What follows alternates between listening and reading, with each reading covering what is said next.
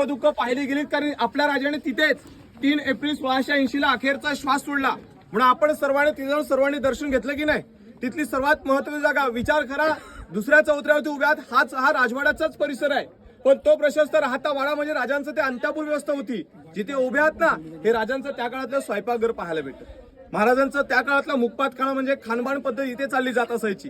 शिवरायांचं जेवण इथे दगडी चुलींवरती बनवलं जात असायचं. बघा इथे पूर्वीच्या दगडी चुली पाहायला भेटतात, कारण की याच ठिकाणी साईडला 2 गॅलरी मध्येच असणाऱ्या त्याच्या दगडी चुली पाहायला भेटायच्या.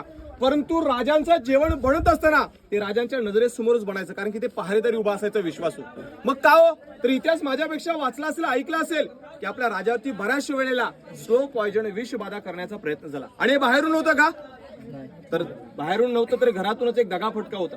अनेकशा गोष्टींना सामोरं जाणं शक्य झालं, पण वैयक्तिक गोष्टींना सामोरं न झाले. महाराज दुश्मनाशी सहज लढत होते, पण वैचारिक गोष्टींना सामोरं न झाले राजा आपले 20 दिवस त्याच वाड्यामध्ये आजारी होते आणि तिथेच त्यांनी अखेरचा श्वास सोडला गेला. विचार करा, जर का राजांना अजून जर 10 वर्ष आयुष्य लाभलं असतं तर भारताचा इतिहास जगापेक्षा वेगळा पाहता आला असतं की नाही. याच ठिकाणी त्याच्या दगडी चुली पाहायला भेटतात. तर या स्वयंपाकघरातील तळ कोकणातली उखळं, कारण या तळ कोकणात नाचणी, वरी आणि तांदूळ पिकवलं जातं. याला कांडण करण्यासाठी या उखळांचा वापर केला जात असायचा. तर या भिंतीला जे काही दरवाजे तुम्हाला बघायला भेटतात ना, याला टहाळणी बुरुज म्हणतात. खाली येणाऱ्या शत्रूवरती पहारा देण्यासाठी याचा वापर केला जात असायचा.